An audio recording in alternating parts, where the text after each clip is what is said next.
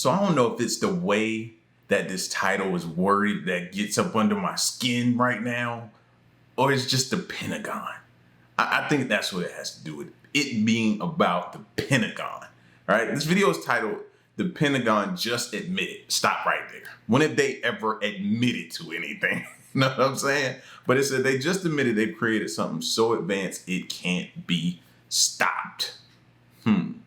Makes me think about these UFOs and UAPs we've been trying to discuss for a while now, a long while. But now you can develop something that can't be stopped. We'll be the judge of that. Let's check this video out. That there are technologies at the South Pole Station that people can't even consider that exist on this planet.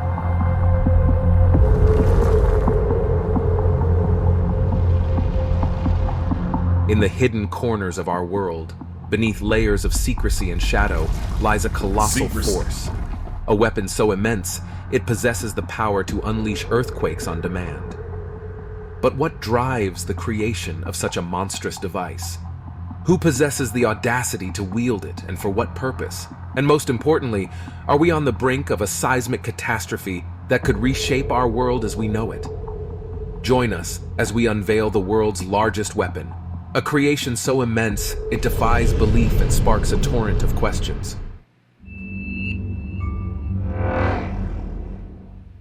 Eric Hecker exposes Antarctica's hidden space program. Dr. Stephen M. Greer, a renowned figure in the world of UFO or UAP research and founder of the Disclosure Project, recently led a groundbreaking initiative. On June 12, 2023, at the prestigious National Press Club in Washington, D.C., he unveiled compelling evidence that sheds light on covert and unauthorized black budget projects associated with UFO or UAP operations. What makes this event especially remarkable is that Dr. Greer, a volunteer advocate for the Disclosure Project for over 33 years, hasn't conducted such a high-profile presentation in over 2 decades. The last time he convened an event of this magnitude was on May 9, 2001, when 22 individuals from various government sectors participated. During this recent 3-hour-long event, Dr. Greer shared the results of his extensive investigations into these secret programs. Moreover, he was joined by 6 courageous whistleblowers, individuals with insider knowledge who were willing to step forward and disclose crucial information about these covert operations. One of the standout revelations came from Eric Hecker, a former contractor with Raytheon Technologies Corporation. Hecker's unique experience involved spending a year at the South Pole, providing him with unparalleled access to advanced technology, and more importantly, startling insights. His testimony uncovered— Now, see, the thing about that, a comment like that, right? That's saying we have all of these crazy, all of these just unbelievable technologies at our disposal, makes me think that these guys speaking about the UFOs and UAPs are telling the truth. Where did we get this technology, or where did we learn how to develop this technology? When they were speaking about the UAPs, they were saying that those spacecrafts that we recovered from the crash sites had technology unlike anything we've ever seen. And we've been trying to reverse engineer. So now when you tell me that we have, and we've created something that can do certain things, it makes me think, okay, well, where did y'all get this technology? Or where did y'all learn about it? Where did y'all come up with it? Or where did y'all, maybe it may come from something you reverse engineered. The existence of a secret space program being conducted right in Antarctica, a revelation that has left the world in awe. Raytheon Technologies Corporation, headquartered in Arlington, Virginia, is a major player in the aerospace and defense industry. It ranks among the largest aerospace and defense manufacturers globally, both in terms of revenue and market capitalization. The company is also a key provider of intelligence services. Hecker, a tradesman and firefighter, has a unique story that unfolds at the frosty South Pole Station. He's not your ordinary worker, though. He's here to unravel some intriguing technology lurking beneath the icy surface. The Ice Cube Neutrino Detector. This isn't your run-of-the-mill gadget. It's like a secret agent with more tricks up its sleeve than meets the eye. In 2010, He was handpicked to venture down to the chilly South Pole Station in Antarctica. He spent a whole year in this frozen land, thanks to the folks at Raytheon Polar Services and the National Science Foundation. But what's the big deal about this detector? Well, it's got these things called digital optical modules, or DOMs, nestled in the ice, a whopping 5,160 of them. And get this, each of these DOMs can emit powerful signals at 2047 volts. Now here's where things get real sci-fi. It seems like this neutrino detector isn't just eavesdropping on particles, it's got some secret abilities. Hecker suggests that it might be more than just a science experiment. It could be a sort of energy weapon or a super cool communication hub. It's like a gigantic radio tower in the ice that talks to spaceships cruising not just in our backyard, but even beyond our solar system. Yep, that means talking to aliens. Hecker even chatted with Dr. Michal Sala about this wild discovery. He dropped some bombshells, like how each DOM could be like the biggest radio transmitter in the world, sending out messages like a boss. This led him to think about those fancy ideas Dr. Greer talks about, those faster-than-light ships and laser beams. It's like the stuff of sci-fi dreams. You might wonder, what about regular old radio waves? Well, Hecker has an answer for that too. He suggests that this ice cube leans more towards something called quantum communication. That's like communication that's super fast and super secret, thanks to the magic of quantum physics. But wait, this isn't just some wild theory. He has got the goods, he's got all the proof, the documents, the data. He's not out here to just make waves. He wants to show the world what's really happening beneath the ice. He's been there, seen it with his own eyes. And he's on a mission to make sure everyone knows that there's something amazing going on.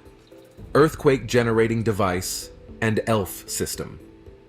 As Hecker continued sharing his experiences, he unveiled some truly eyebrow-raising secrets about the South Pole Station. Picture this. He claimed that while he was stationed there from 2010 to 2011, something unusual happened when they fired up the Ice Cube neutrino detector. It caused the ground to shake, like earthquake-style shaking. A machine that's supposed to detect tiny particles made the whole place rumble. But wait, there's more intrigue. He dropped a bombshell about the station housing something called an ELF system, which stands for extremely low frequency. At first, everyone thought it was about as useful as a broken toaster.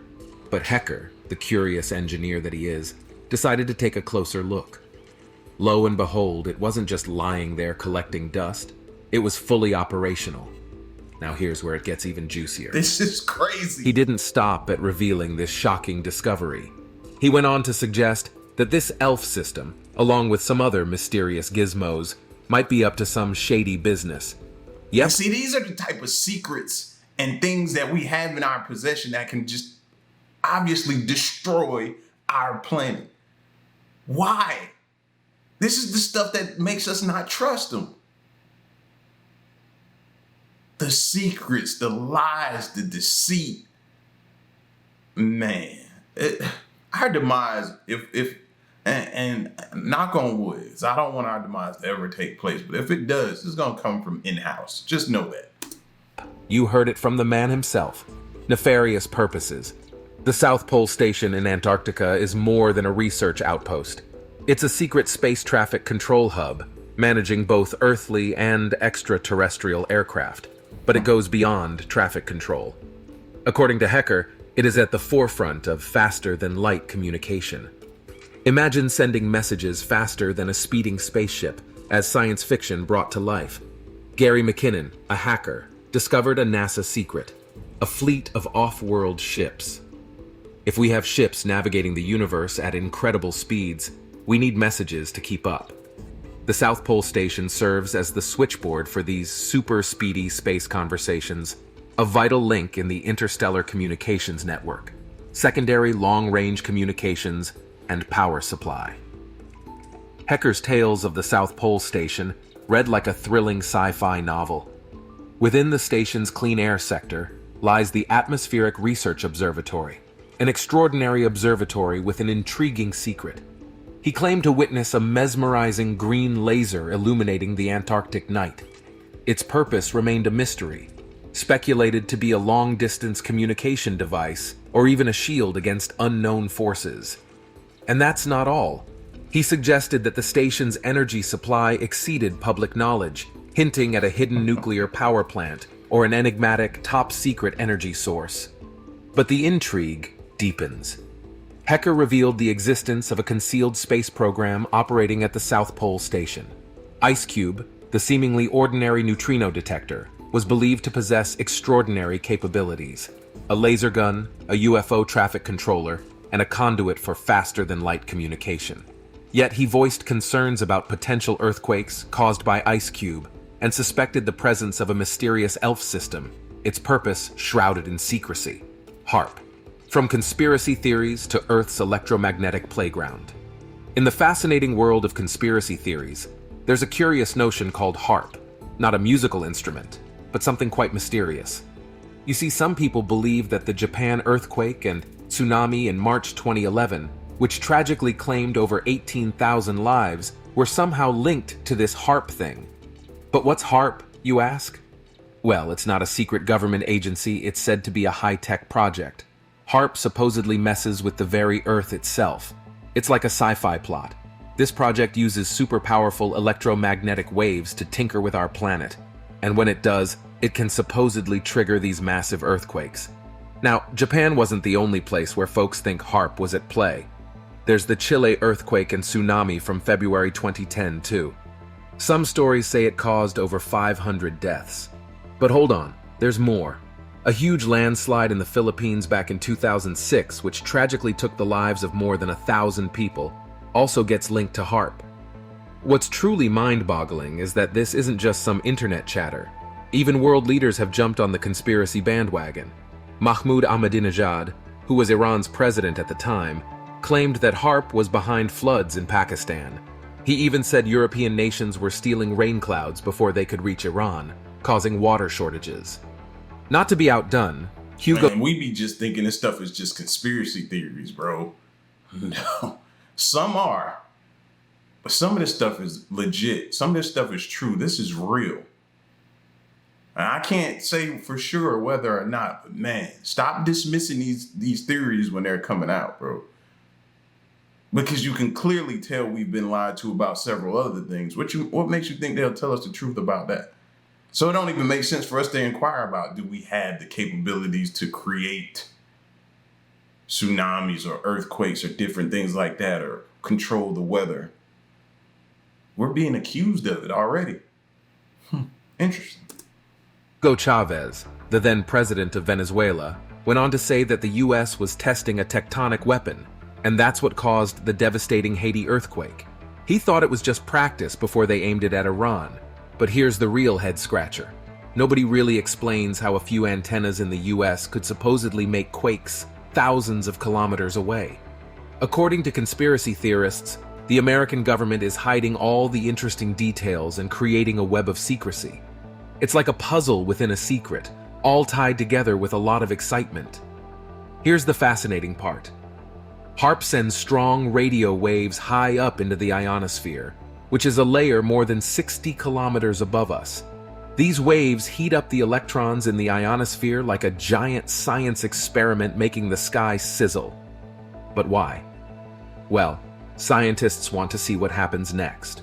When the electrons get excited, they create disturbances called perturbations, and scientists want to study them to improve our communication and navigation systems.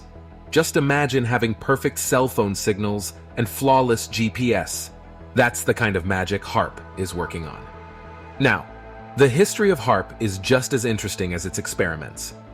It started under the US Air Force and Navy from 1990 to 2014, but in 2015, they gave control to the University of Alaska Fairbanks. But here's the exciting part, the conspiracy theories. HARP has been accused of controlling earthquakes and manipulating the weather.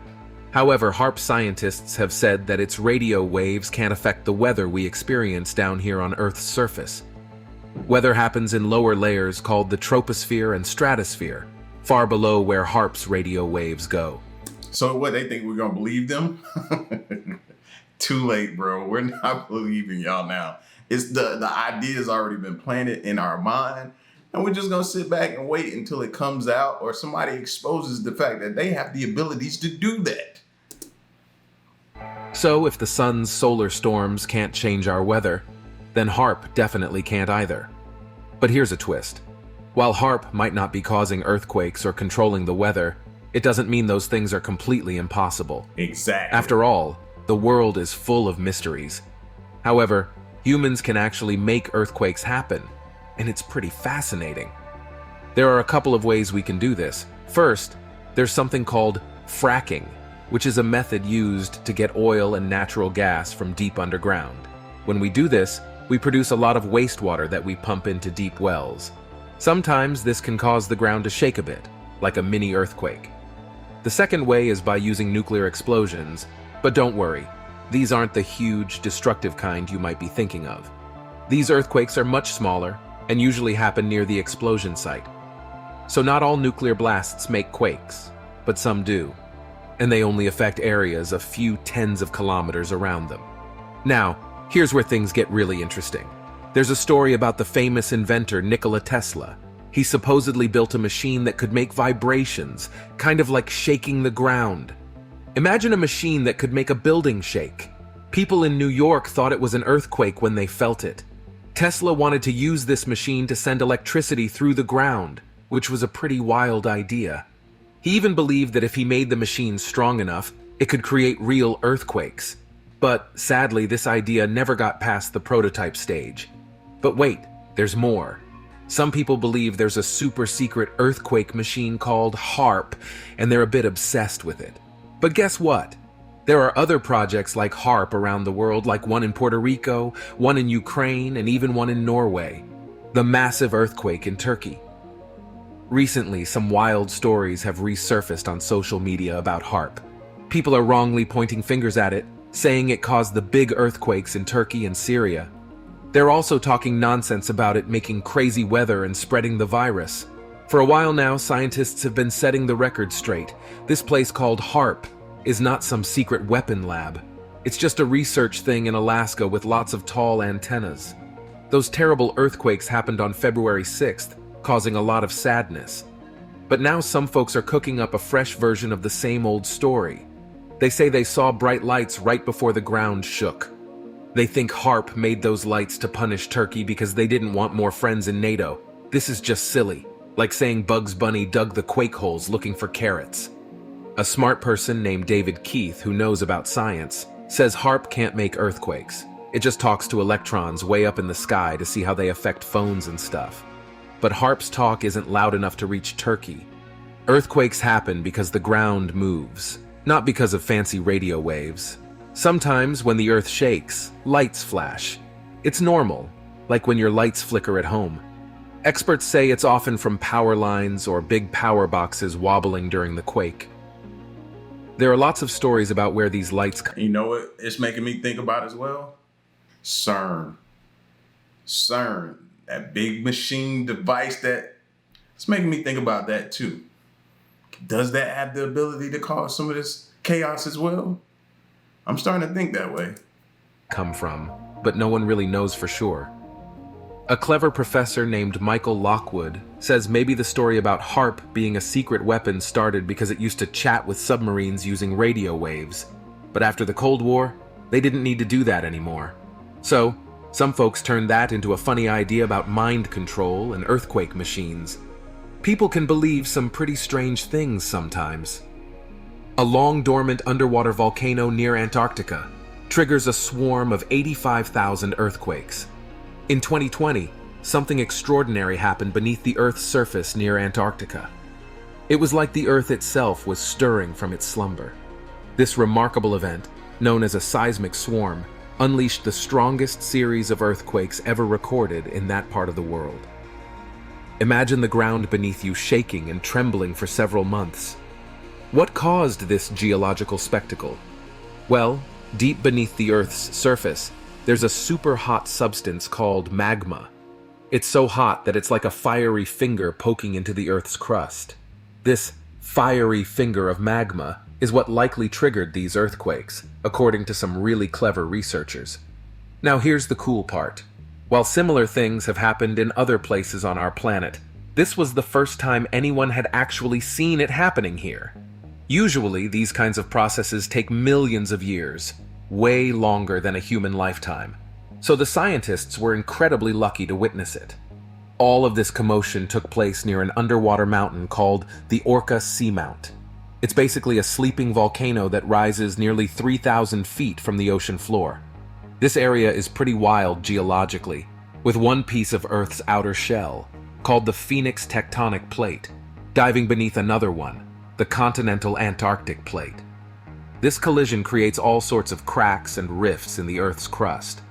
The first people to notice something was up were scientists on an island nearby called King George Island.